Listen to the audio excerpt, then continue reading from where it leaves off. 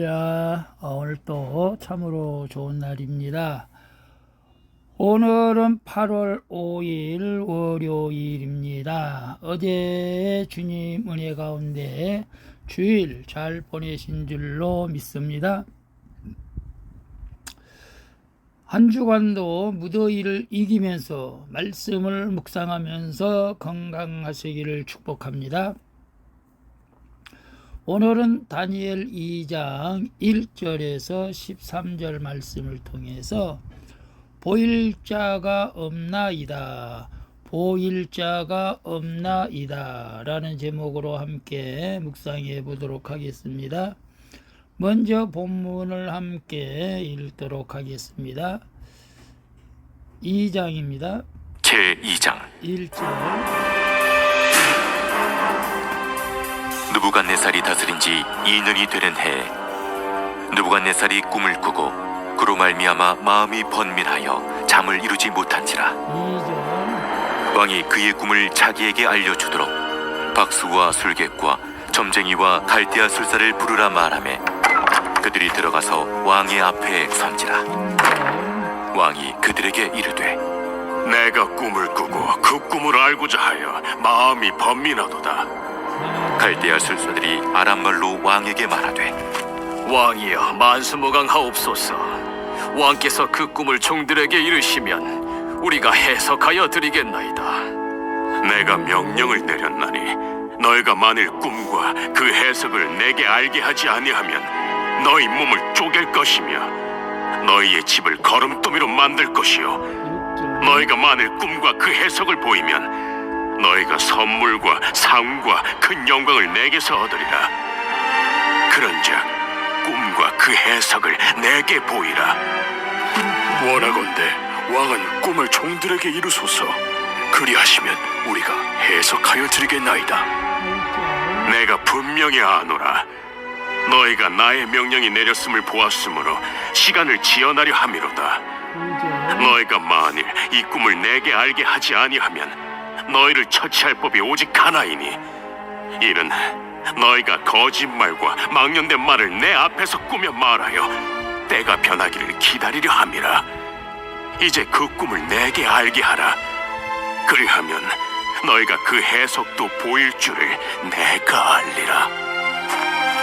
세상에는 왕의 그 일을 보일 자가 한 사람도 없으므로 어떤 크고 권력 있는 왕이라도 이런 것으로 박수에게나 술객에게나 갈대아인들에게 물은 자가 없었나이다.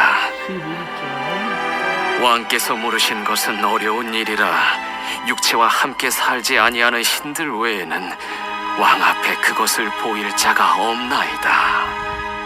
12절. 왕이 이로 말미암아 진노하고 통분하여 바벨론의 모든 지혜자들을 다 죽이라 명령하니라. 13절. 왕의 명령이 내림에 지혜자들은 죽게 되었고 다니엘과 그의 친구들도 죽이려고 찾았더라. 아멘. 13절까지만 봤습니다.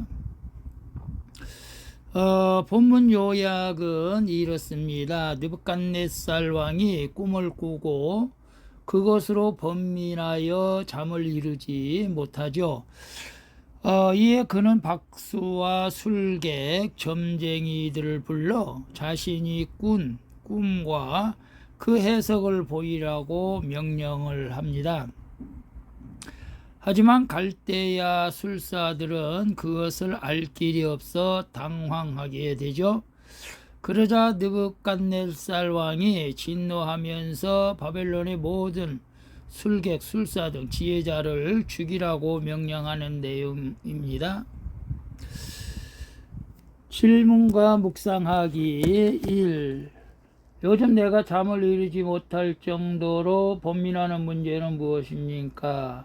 그 문제를 해석하고자 해야 할 일은 무엇입니까? 1절에 보게 되면 느부갓네살이 다스린 지 2년 되는 해에 느부갓네살이 꿈을 꾸고 그로 말미암아 마음에 번민하여 잠을 이루지 못하더라 라고 말씀하고 있죠. 느부갓네살 왕 통치 2년에 그가 꿈을 꾸고 그로 인해 마음이 번민하여 잠을 이루지를 못하죠. 그는 꿈 내용을 정확히 기억하지도 못하지만 꿈 때문에 염려하고 두려워하고 있는 것을 봅니다. 세계에서 가장 강한 왕인 느부갓네살이 하룻밤 꿈으로 이제 번민에 쌓여 있는 것을 보죠. 높은 자리에 올라 이룰 게 많으니 더욱 번민할 수밖에 없죠. 이처럼 인간은 언제든지 번민하여 잠을 이루지 못할 준비를 하고 있는 연약한 존재에 불과하다는 것을 우리는 알아야 합니다. 그래서 요즘 내가 잠을 이루지 못할 정도로 번민하는 문제는 무엇입니까? 그 문제를 해석하고자 해야 할 일은 무엇입니까? 여러분, 잠을 이루지 못할 정도로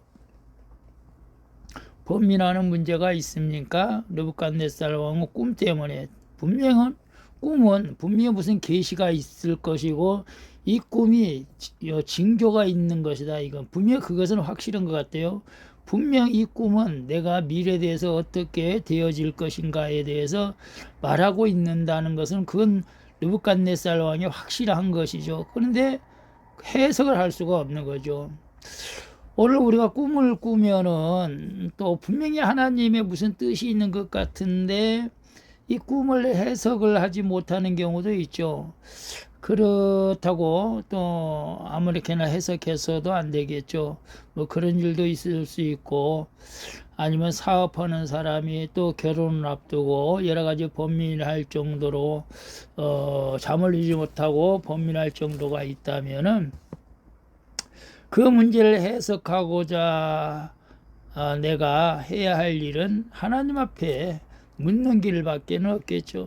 하나님 앞에 확실한 답이 올 때까지 기도하는 길밖에 없겠죠. 뭐 저 같은 경우는 잠이 이루지 못할 정도로 큰 문제는 없지만은 잠을 이루지 못할 정도로 어떤 문제가 있다면 사람을 찾아가는 것보다도 하나님 앞에 정말로 그 해석을 알기 위해서 기도하는 것이 오늘 저와 여러분이 해야 할 일인 줄로 믿습니다.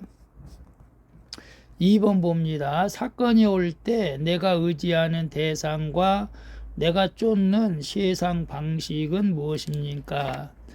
2절에 보게 되면 왕이 그의 꿈을 자기에게 알려주도록 박수와 술객과 점쟁이와 갈대아 술사를 부르라 말하매 그들이 들어가서 왕의 앞에 선지라. 느부갓네살 왕은 자기 자신의 꿈과 그 의미를 알고자 박수와 술객, 점쟁이와 갈대아 술사들을 부르죠.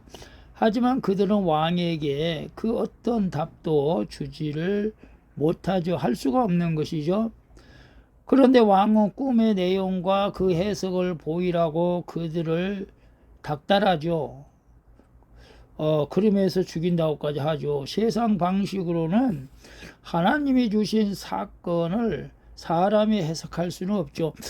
성도는 사건 앞에서 사람을 의지하거나 세상 방식을 쫓기보다 하나님의 선하시고 기뻐하시고 온전하신 뜻을 구해야 하는 것입니다. 오직 하나님 말씀에 귀를 기울이는 것이 최우선인 줄로 믿습니다. 그래서 사건이 올 때 내가 의지하는 대상과 내가 쫓는 세상 방식은 무엇입니까? 뭐 육신의 부모님이 재산이 많은 사람은 물질 때문에 어려움이 올 때 육신의 부모님을 의지할 수도 있겠죠. 그러나 물질의 문제 또 건강의 문제 또 어쨌거나 어떤 사건을 올 때 여러분이 의지하는 대상, 세상 방법입니까? 하나님입니까? 오늘 큐티하는 저와 여러분은 사건이 올 때 무조건 우리 하나님 앞에 무릎을 꿇고 하나님 말씀에 귀를 기울이는 것이 최우선이 되어야 할 줄로 믿습니다. 그런데 사실 느부갓네살 왕은 그렇게 할 수가 없었죠. 하나님을 믿는 것도 아니고 자기 자신이 우상에 빠진 사람인데 그렇다고 사람을 또 찾아가서 도움을 청하니 사람들이 아무런 답을 줄 수가 없죠.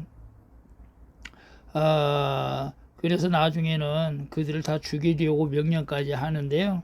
오늘 우리는 사건이 올 때 사람을 찾아가는 것이 아니라, 물론 찾아갈 때에도 있겠지만 먼저 하나님 앞에 무릎을 꿇는 그런 습관, 그런 믿음이 우리에게 중요한 줄로 믿습니다. 3번 봅니다. 최근 나에게 닥친 위기는 무엇입니까? 그 사건을 통해 하나님이 내 구원을 뜻하고 계심을 믿습니까?